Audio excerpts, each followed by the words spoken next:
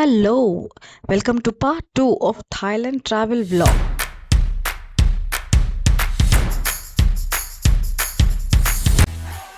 పటాయాలో 2 days జాలీగా enjoy చేసిన తర్వాత అక్కడి నుంచి మేము బ్యాంకాక్ వెళ్ళాల్సిన డే వచ్చింది. సో మార్నింగ్ బ్రేక్ఫాస్ట్ చేసేసి రెడీగా ఉన్నాము. పటాయా నుంచి ముందు టైగర్ పార్క్కి వెళ్ళి టైగర్ పార్క్ నుంచి మేము బ్యాంకాక్ వెళ్ళాలి. Tiger park is a wonderful experience.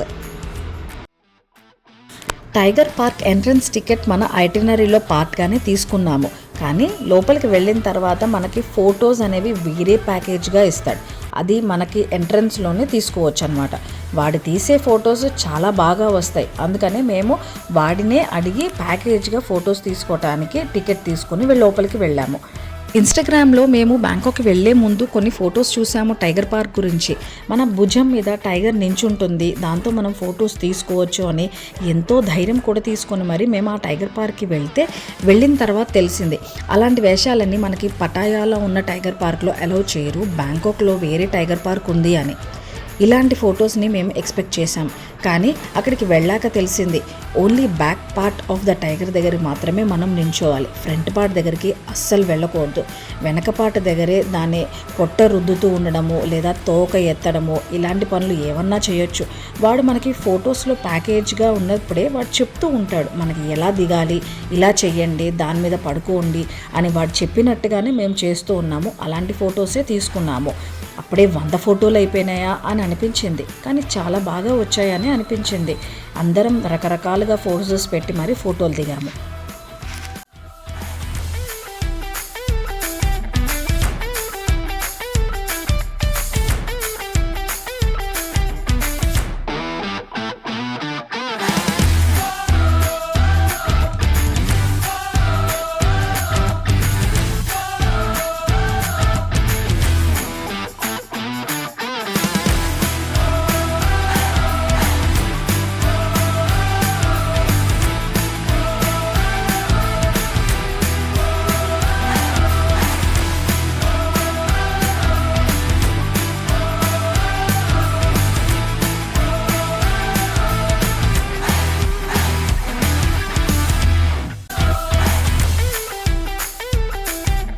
చిన్నపిల్లల ఫోటోలు దిగడానికి బుజ్జి టైగర్ కబ్స్ ఉంటాయి.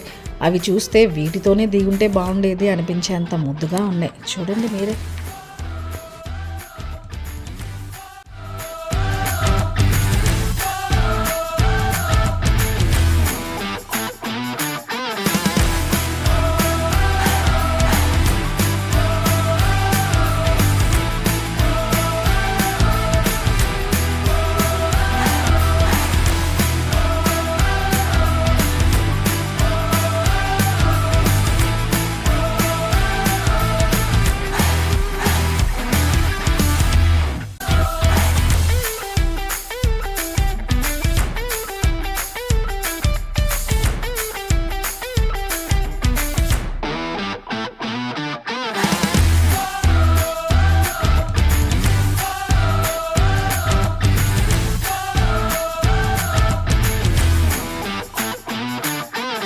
టైగర్ పార్క్ నుంచి మేము బ్యాంకాక్ రీచ్ అయిపోయాము. ఆల్మోస్ట్ 4:30 PM అయినట్టుంది.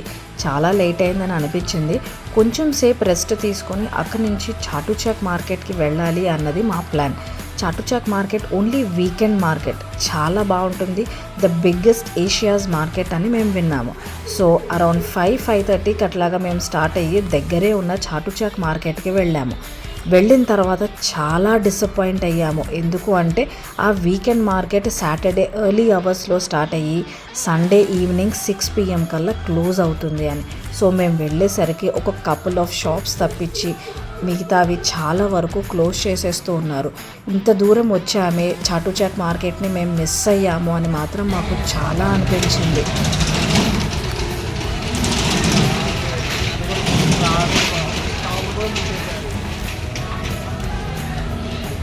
అవన్నీ తీసే ఉన్నాయి కదా ఇంకా. అరే మూసేసారా అన్ని రాలే బాబు, ఇప్పటిదాకా ఎవరైనా దిగుతారే షాపింగ్. మరి వేరే ఎక్కడన్నా తీసుకుందామా? ఇంకా చెప్పా ఒక బ్యాంక్ అకౌంట్ తిరుగుతాను నీకు, జ్యోతిలక్ష్మి మార్కెట్ ఇప్పిస్తా. ప్రతునం ఇందిరా, జ్యోతిలక్ష్మి కాదు అదే ఇందిరా గాంధీ. షాప్స్ అన్నీ క్లోజ్ చేసేస్తున్న ఏదో చిన్న హోప్ తోటి అక్కడే చాలాసేపు తిరిగాము.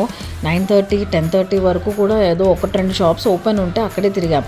దగ్గరలోనే మినీ చాటుచాక్ మార్కెట్ అని ఒక కాంప్లెక్స్ లాగా ఉంటే దాంట్లోకి వెళ్ళాము. అక్కడ కొన్ని ఐటమ్స్ పర్చేస్ చేయగలిగాము, బట్ ఇంకా చాలా మిస్ అయిపోయాం అనిపించింది. మొత్తానికి పటాయా ఫ్లోటింగ్ మార్కెట్లో వాడు మీరు ఏం కొన్నా ఇందిరా మార్కెట్లోనే కొనండి అని ఏ మిషానికి అన్నాడో కానీ మాకు బ్యాంకాక్ షాపింగ్ మొత్తం Indira market and little bit of platinum మాల్లో మాత్రమే జరిగినాయి. అదొక్కటే మా దిక్కయ్యింది. ఇంకా ఎక్కడా ఏమీ కొనలేకపోయాము. సో ఇంక చేసిన షాపింగ్ చాలు అని అప్పటికి మేము రూమ్కి వెళ్ళిపోయి ఇదిగో అచ్చం ఇలాగే రెస్ట్ తీసుకున్నాం. నెక్స్ట్ మార్నింగ్ హోటల్లోనే బ్రేక్ఫాస్ట్ కంప్లీట్ చేసుకొని గ్రాండ్ ప్యాలెస్కి వెళ్ళటానికి రెడీ అయ్యాము. జీవితంలో ఎప్పుడు ఇంత హెల్దీ బ్రేక్ఫాస్ట్ తింటాము అని మాత్రం మేము ఎప్పుడూ అనుకోలేదు. ఆ గ్రాండ్ ప్యాలెస్ టికెట్స్ కూడా మా ఐటినరీలో పార్టే. అక్కడికి వెళ్ళటానికి మా టూర్ గైడ్ మాకు ఈ బస్ని ప్రొవైడ్ చేశారు. ఆ టూర్లో మాతో పాటు ఇంకొక 2-3 ఫ్యామిలీస్ కూడా జాయిన్ అయ్యాయి.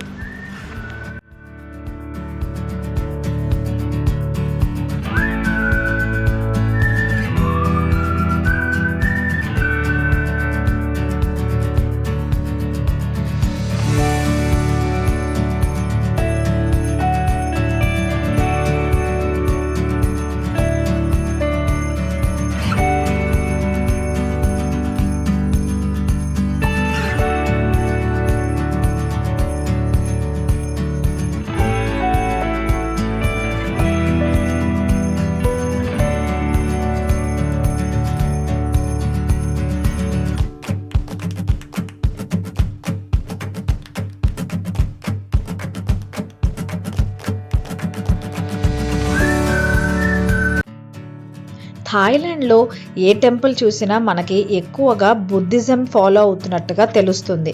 మేము కూర్గ్కి వెళ్ళినప్పుడు ఒక మొనాస్ట్రీని విజిట్ చేశాము. అక్కడికి ఇక్కడికి నాకు పెద్ద డిఫరెన్స్ అనిపించలేదు.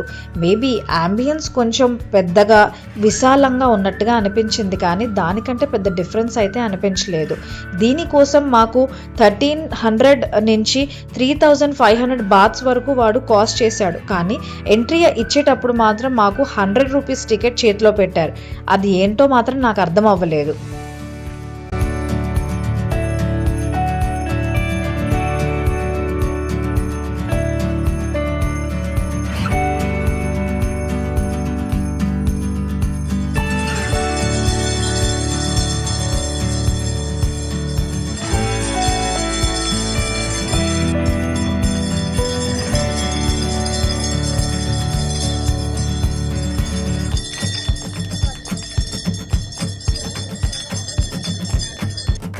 థాయిలాండ్ అనగానే గోల్డెన్ బుద్ధ, రిక్లైనింగ్ బుద్ధ గురించి మనం వింటాం.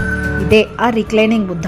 కానీ మేము చూడటానికి వెళ్ళేసరికి దాని మీద పెద్ద దుప్పటి లాంటిది కప్పి ఉంచారు. ఎందుకనేది మాత్రం అర్థం అవ్వలేదు.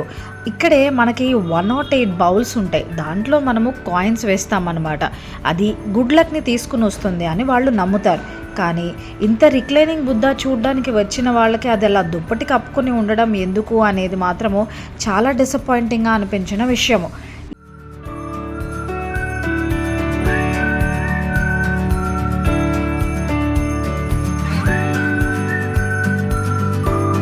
మన ఇండియన్ టెంపుల్స్ లాగా ఒక్కొక్క గుడిలో ఒక్కొక్క దేవుడు లాగా అక్కడ ఏమీ ఉండదు.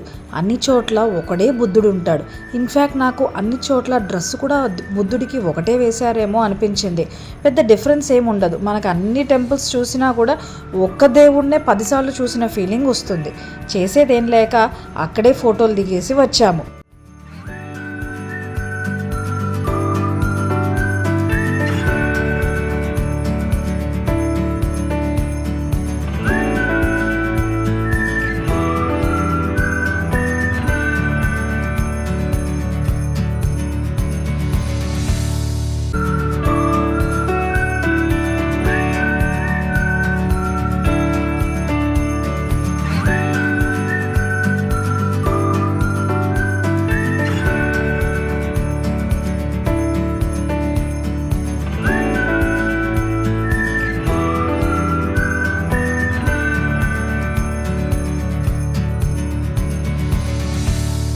మొనాస్ట్రీ నుంచి మనం ఎగ్జిట్ అయ్యే ప్లేస్లో చాలా మంచి ఫోటోజెనిక్ ఆర్టిస్టిక్ స్కల్ప్చర్స్ అన్నీ పెట్టారు. అక్కడ కాసేపు మేము ఫొటోస్ దిగాము.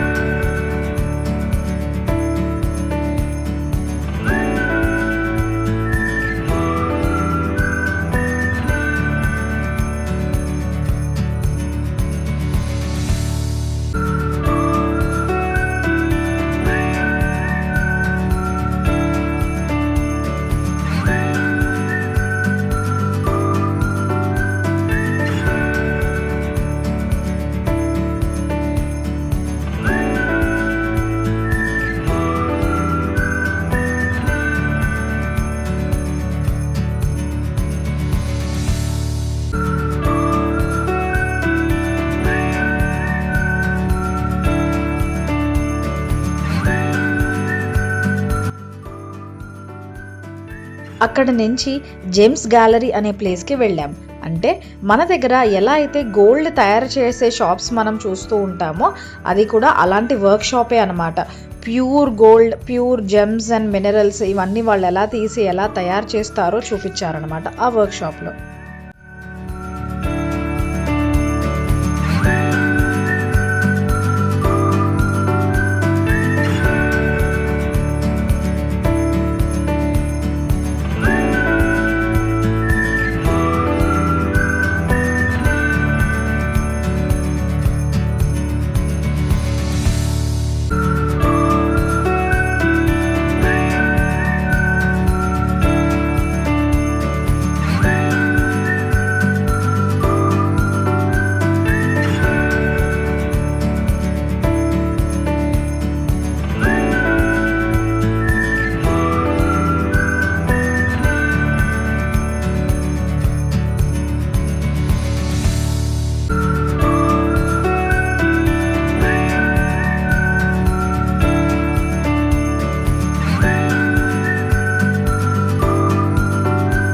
ఇక్కడ ఎంత వాల్యుబుల్గా మేము కొన్ని కొన్నా అవి సరిపోక మళ్ళీ ఇందిరా మార్కెట్కి వెళ్ళి ఇంకొన్ని కొన్నాము.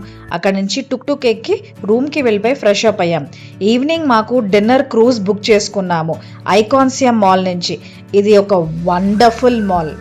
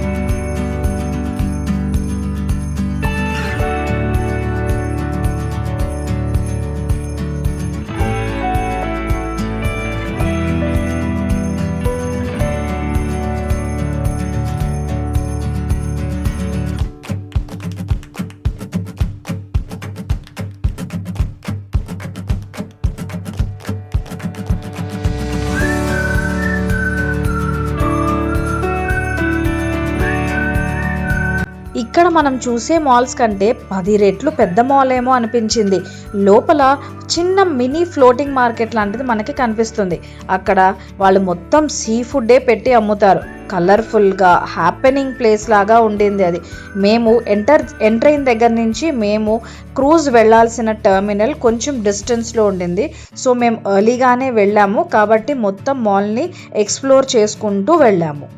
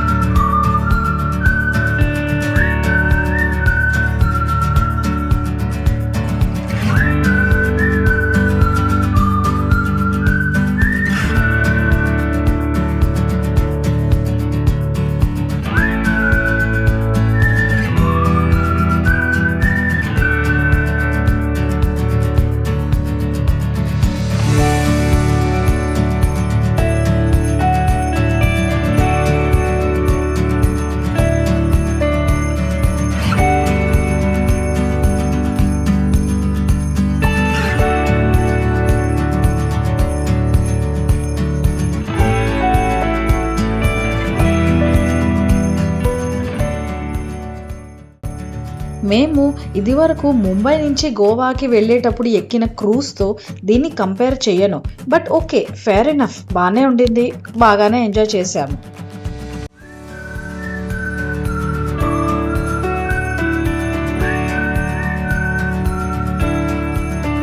ఎంటర్ అయ్యే టైంకి మాకు డెక్ బయట ఒక టేబుల్ బుక్ చేసుకున్నాము, కానీ కాసేపు అయ్యాక లోపల మొత్తం ఖాళీగానే ఉంది అని చూసి లోపలికి వచ్చేసాము.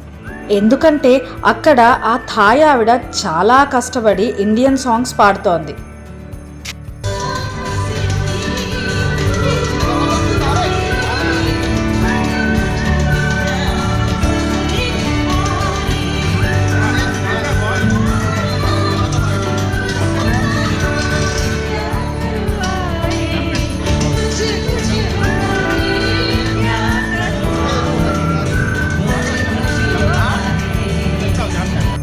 దగ్గర టిక్ టాక్ బ్యాన్ అయినా వాళ్ళ దగ్గర బాగానే ఉంది కాబట్టి అడగగానే ఈవిడ మాకు రీల్ చేసి పెట్టింది.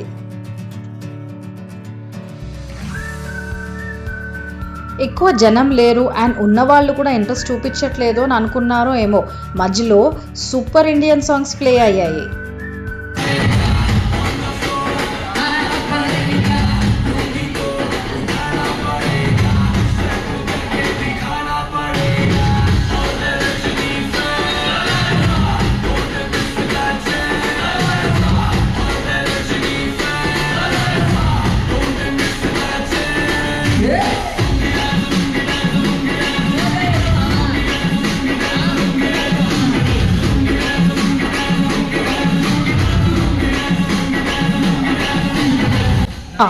క్రూజ్ ప్లాన్ మొత్తంలో బాగా ఎంజాయ్ చేసిన పార్టీది.